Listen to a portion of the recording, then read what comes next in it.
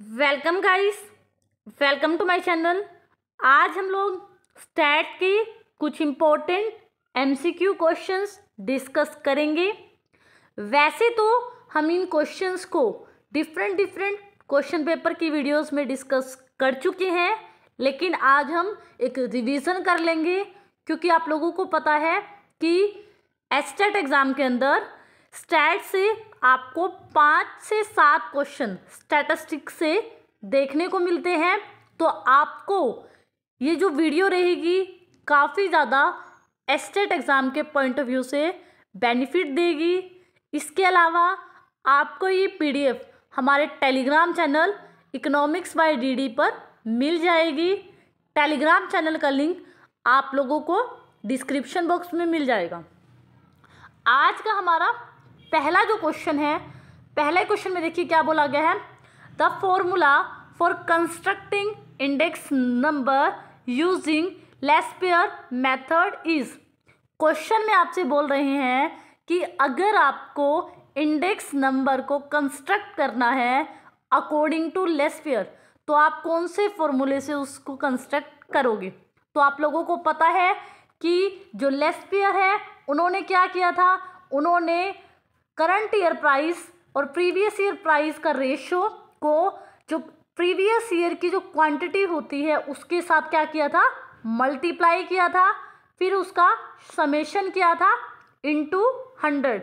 इस फॉर्मूले का यूज़ कर उन्होंने इंडेक्स नंबर को कंस्ट्रक्ट किया था। तो इसीलिए इस क्वेश्चन का जो आपका राइट आंसर होगा ऑप्शन नंबर फर्स्ट आपका राइट आंसर रहेगा। अगला क्वेश्चन देखिए। अगला क्वेश्चन एक मैथमेटिक क्वेश्चन है। क्वेश्चन आपसे ये पूछ रहा है कि ये आपका कंजप्शन फंक्शन है, ये आपकी इन्वेस्टमेंट है, आपसे सेविंग पूछी गई है। तो आप देखिए पहले हमें क्या करनी पड़ेगी, इनकम निकालनी पड़ेगी। इनकम में से हम फिर क्या करेंगे, कंजप्शन को माइनस कर देंगे, तो आपका क्या आ जाएगा, सेविंग आ जाएगा। तो सबसे पहले हम क्या करते हैं, हम करते हैं इनकम को निकालते हैं। इनकम को निकालने के लिए हम क्या करेंगे, कंजप्शन प्लस क्या कर देंगे, इन्वेस्टमेंट कर देंगे। इन्वेस्टमेंट आपकी कितनी है, 50 है, ठीक है, 50 आपकी इन्वेस्टमेंट है। अब वाई वाले कोफिशिएंट को इधर ले आइयो। वाई वाले जब आप कोफिशिएंट को इधर लेकर आओगे तो 0.8 वाई हो जाएगा, इधर 50 और 50 आपका हो जाएगा 100 हो जाएगा। इधर आप वाई जब कॉमन लोगे तो वाई बाहर कॉमन आ गया, तो 1 माइनस 0.8, 1 माइनस 0.8 क्या हो जाएगा, आपका हो जाएगा 0.2 वाई। अब आप 100 को क्या कर दोगे, 0.2 से जब आप क्या करोगे, डिवाइड करोगे, तो आप क्या आ जाएगा, आपका जो इनकम का लेवल है वो क्या आ गया, 500 आ गया। आपकी इनकम कितनी आ गई, 500 आ गई। मैंने अभी आपको क्या समझाया था, आपने क्या करना है, इनकम में से कंजप्शन को माइनस कर देना है। अब आप क्या करो, कंजप्शन वाली इक्वेशन में इनकम को डालो। 50 प्लस 0.8 वाई आपका कितना आया था, अभी वाई हमने देखा था हमारा कितना रहा था, 100 को हमने 0.2 से डिवाइड किया था 500। तो आप देखोगे कि 50 प्लस 400 रहेगा यहाँ आपका, और यहाँ 450। तो आपको क्या समझ आया, आपके कंजप्शन का 450 रहा और आपकी इनकम रही कितनी, 500 रही। तो आपको समझ आया आपकी सेविंग कितनी है, इनकम में से आप कंजप्शन को माइनस कर दोगे। जब इनकम 500 है और कंजप्शन आपका 450 है, तो आपकी सेविंग क्या रहेगी, 50 रहेगी। और दूसरा तरीका ये भी है देखने का कि आपका सेविंग और इन्वेस्टमेंट बराबर होता है। अगर आपका इन्वेस्टमेंट 50 है तो सेविंग भी ज़्यादातर चांसेस हैं कि 50 ही होगा। तो इस क्वेश्चन का ऑप्शन नंबर फर्स्ट आपका राइट आंसर हो जाएगा। अगला क्वेश्चन देखिए। अगले क्वेश्चन में आपसे बोला है if the value of correlation coefficient is 0.8। आपको कोरिलेशन कोफिशिएंट की वैल्यू दे रखी है 0.8, और अगला आपको बोला है value of one of the coefficient of regression. एक कोफिशिएंट ऑफ रिग्रेशन की वैल्यू आपको क्या दे रखी है, 0.16। उन्होंने कहा है दूसरे कोफिशिएंट ऑफ रिग्रेशन की वैल्यू आपको फाइंड आउट करनी है। पहले तो आपको यहाँ पर रिग्रेशन का फॉर्मूला पता होना चाहिए। आपको पता है आपका फॉर्मूला होता है b x y into b y x, ये आपका फॉर्मूला होता है और इसका क्या होता है, रूट होता है। अब आपके पास क्वेश्चन में कोरिलेशन कोफिशिएंट की वैल्यू 0.8 है, इधर रहेगा आपका इक्वल का निशान, और उन्होंने कहा है कि आपके इन दो कोफिशिएंट में से एक कोफिशिएंट की वैल्यू आपको पता है। मान लो हमें बी एक्स वाई पता है, कितना है वो 0.16, और बी वाई एक्स हमें नहीं पता, उसको हम क्या मान लेते हैं, एक्स मान लेते हैं, या ऐसे ही आप मतलब एक्स मान लो, या फिर आप क्या करो ऐसे ही इसको रखो, ठीक है। तो यहाँ पर आपके पास क्या आ गया 0.16, आप 0.16 का क्या कर दो, रूट कर दो। जब आप 0.16 का रूट कर दोगे तो आपके पास क्या आ जाएगा 0.4x आ जाएगा, ठीक है। और यहाँ पर आपके पास क्या वैल्यू है 0.8, क्योंकि आपको x की वैल्यू को फाइंड आउट करना है। तो x की वैल्यू को फाइंड आउट करने के लिए आप क्या करोगे 0.8 और ये डिवाइड में क्या हो गया 0.4, तो 0.4 और 0.8 को जब आपने डिवाइड किया तो आपका जो सेकंड एलिमेंट आप ढूंढ रहे थे बी वाई एक्स, ये कितना निकला है, ये आपका 2 रहेगा। तो यहाँ पर ऑप्शन नंबर फर्स्ट आपका राइट आंसर रहेगा। आपने ये फॉर्मूला लगा देना है कि b x y into b y x, और आपके पास इसकी वैल्यू है, इसकी वैल्यू है, इसको मैंने एक्स लेट कर दिया था, जो आपका 2 जो है राइट आंसर रहेगा। अगला क्वेश्चन देखिए, अगले क्वेश्चन में पूछा है आपसे असेशन रीजन का क्वेश्चन। अब की बार हो सकता है कि जिस तरह केवीएस और एनवीएस में असेशन रीजन के क्वेश्चन पूछते हैं, यहाँ पर भी आपको असेशन रीजन के क्वेश्चन काफ़ी देखने को मिले। क्वेश्चन देखिए आपसे क्या पूछा है कि इनमें से कौन सी स्टेटमेंट ट्रू है। फर्स्ट बोल रहा है the sum of the deviation from mean is 0।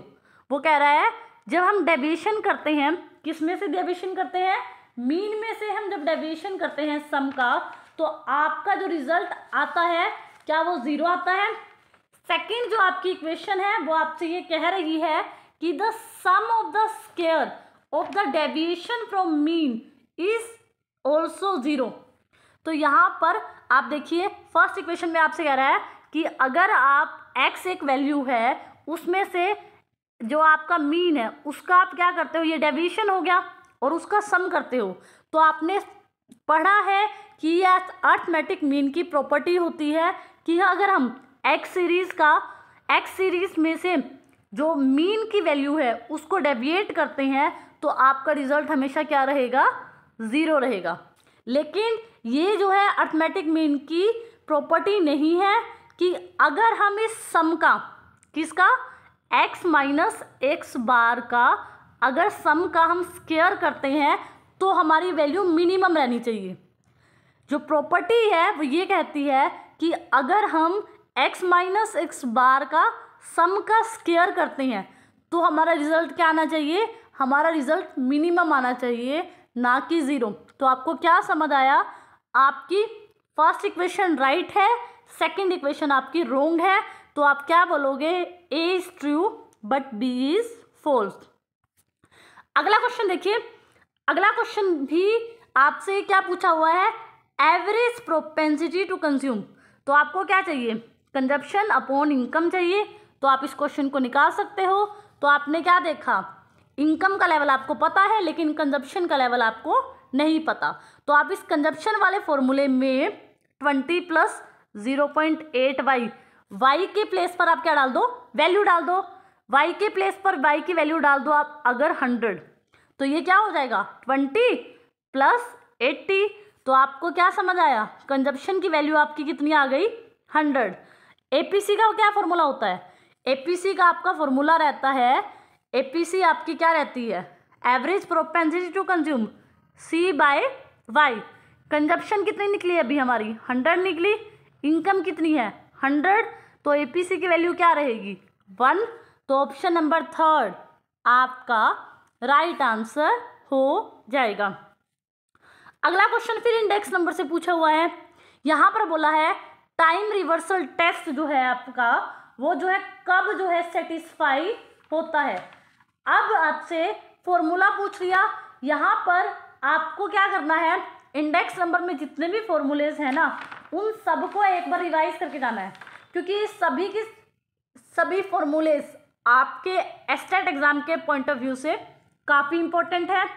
तो आप लोगों को पता है कि हमारा जो टाइम रिवर्सल टेस्ट को सेटिस्फाई करता है वो है P01 इंटू P10 इक्वल 1।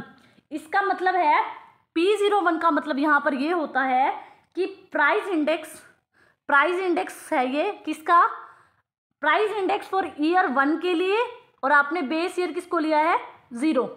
ये चीज़ बताती है P10 कि price index for year 0, but आपने बेस किसको लिया है 1 को लिया है। तो टाइम रिवर्सल टेस्ट को कौन कौन सेटिस्फाई करता है, तो टाइम रिवर्सल टेस्ट को फिशर इंडेक्स और मार्शल एजवर्थ बॉक्स जो फॉर्मूला है वो टाइम रिवर्सल टेस्ट को सेटिस्फाई करता है। आपसे एस्टेट में ये क्वेश्चन भी पूछ सकते हैं, और इस क्वेश्चन का तो राइट आंसर ऑप्शन नंबर 2 आपका राइट आंसर हो जाएगा। यहाँ देखिए अगला क्वेश्चन जो है ये पूछा क्या गया है, which of the following statement is not correct related to arithmetic mean. Arithmetic mean के बारे में क्या चीज़ राइट नहीं है। पहली लाइन है it is most commonly use average. Arithmetic mean को सभी कॉमनली यूज करते हैं, ये बात बिल्कुल सही है। सेकेंड देखिए it base of all observation. हमारे पास एक डाटा के अंदर जितनी भी ऑब्जर्वेशन होती है हम सभी का सम करते हैं, तो ये सभी पर बेस होती है, ये भी ठीक है। It is affected by extreme value. जो अर्थमेटिक मीन होता है वो एक्सट्रीम वैल्यू से अफेक्टेड होता है, ये बात भी सही है। क्योंकि मान लो आपका एक डाटा है, आपके पास 5 नंबर है 1 2 3 4। मान लो आप पहले तो आपके पास जो नंबर है वो सीरीज में थे, लेकिन अचानक से मान लो 575 आ गया, तो ये एक्सट्रीम वैल्यू हो गई इस डाटा के हिसाब से। तो ये जो एक्सट्रीम वैल्यू है आपकी मीन की वैल्यू को प्रभावित करेगी, तो ये भी बात सही है। अगला देखिए the sum of the deviation of the item from arithmetic mean is not equal to 0। यहाँ पर ये बोला है कि जो सम है ना किसका, हम जो अर्थमेटिक मीन का जो सम करते हैं वो हमारा 0 कभी नहीं होगा, नॉट इक्वल टू 0। लेकिन अभी हमने क्या किया, जब हम क्या करते हैं डेविएशन करते हैं मीन में से सीरीज की वैल्यू का, और उसका क्या करते हैं सम करते हैं, तो आपका रिजल्ट हमेशा क्या रहेगा 0 रहेगा। ये अर्थमेटिक मीन की प्रॉपर्टी है, लेकिन यहाँ पर इसको उल्टा बोल दिया, तो इसीलिए ये बात यहाँ पर राइट नहीं है। तो ऑप्शन नंबर 4 आपका राइट आंसर हो जाएगा। अगला क्वेश्चन देखिए which of the following central tendency measure can not be computed graphically. आप ग्राफ की मदद से किसको निकाल नहीं सकते। देखो आप मीडियन की वैल्यू को हम क्या करते हैं क्वेश्चन में, जब less than ogive more than ogive graph पर प्लॉट करते हो तो आपको मीडियन की वैल्यू पता लग जाती है। तो आप मीडियन को क्वार्टाइल मीन क्वार्टाइल डेविएशन को भी ग्राफ पर प्लॉट कर कर वहाँ से क्या कर सकते हो, रिजल्ट पता लगा सकते हो मीडियन कितना रहा। और मोड में भी क्या होता है, मोड में क्या होता है आपका हिस्टोग्राम बनता है, और हिस्टोग्राम में जो बार आपका सबसे ऊंचा बनेगा वही आपका मोड होगा। लेकिन अर्थमेटिक मीन में ऐसा नहीं होता। अर्थमेटिक मीन को तो आपको मैथमेटिकली निकालना पड़ता है। आप ग्राफ पर उसको प्लॉट करने के बाद नहीं बता सकते कि इसमें से कौन सा आपका क्या रहेगा मीन आंसर रहेगा। तो यहाँ पर यही क्वेश्चन बार बार एस्टेट एग्जाम में पूछा जाता है कि इनमें से किसको ग्राफिकली प्लॉट नहीं कर सकते। तो अर्थमेटिक मीन को आप कभी भी ग्राफिकली प्लॉट नहीं कर सकते। तो ऑप्शन नंबर 1 आपका राइट आंसर हो जाएगा। अगला क्वेश्चन देखिए, अगले क्वेश्चन में आपसे पूछा है if the value of variation and arithmetic mean is. आपको वेरियांस की वैल्यू दे रखी है, आपको अर्थमेटिक मीन की, आपको वेरियांस कितना दे रखा है 25 दे रखा है, और अर्थमेटिक मीन आपको कितना दे रखा है, अर्थमेटिक मीन आपको दे रखा है 10। आपसे कोफिशिएंट ऑफ वेरिएशन पूछा है तो आपको कोफिशिएंट ऑफ वेरिएशन का फॉर्मूला पता होना चाहिए। कोफिशिएंट ऑफ वेरिएशन का फॉर्मूला होता है standard deviation upon mean into 100। आप देखिए आपके पास वेरिएंस 25 है, 25 का आप कर दो रूट, 25 का रूट आ गया 5, तो 5 आपका क्या रहेगा, स्टैंडर्ड डेविएशन रहेगा। मीन की वैल्यू आपकी क्या है 10, तो आप यहाँ पर 10 लिखिए, इनटू आप कर दो 100, 100 के साथ जब आप इसको डिवाइड करोगे तो आपका क्या आ जाएगा 50%, तो 50% आपका राइट आंसर होगा। तो ऑप्शन नंबर सेकंड आपका राइट आंसर हो जाएगा। अगला क्वेश्चन देखिए, पहले आप 32 क्वेश्चन को देखिए, 31 क्वेश्चन मैं आपको समझाती हूँ। If the deviation are taken from actual mean then the value of the square of deviation will be. बार बार आप देखिए अरिथमेटिक मीन की जो सेकंड प्रॉपर्टी है उससे काफी क्वेश्चन पूछे जा रहे हैं। यहाँ पर फिर वही बात कह रहा है कि आप क्या करते हो, आपकी सीरीज है एक्स, उसका डेविएशन कर देते हो, मान लो मीन से डेविएशन कर देते हो और उसका आप करते हो सम, और सम करने के बाद आप उसका स्क्वायर कर देते हो। तो स्क्वायर करने के बाद आपका जो रिजल्ट रहेगा वो क्या रहेगा। अभी हमने करा, अगर खाली हम इसका सम करेंगे, अगर हम खाली इसका सम करेंगे तब हमारा रिजल्ट रहेगा 0, और अगर हम इसका क्या करेंगे स्क्वायर कर देते हैं तो हमारा जो रिजल्ट रहेगा वो क्या रहेगा, मिनिमम रहेगा बट पॉजिटिव रहेगा। यही तो अरिथमेटिक मीन की प्रॉपर्टी है। और इस 32 क्वेश्चन के अंदर आपसे सेकंड वाली बात बोली गई है, तो यहाँ पर हम कहेंगे हमारा जो रिजल्ट निकल कर आएगा वो मिनिमम आएगा बट क्या आएगा, पॉजिटिव आएगा। तो ऑप्शन नंबर 4 आपका राइट आंसर हो जाएगा।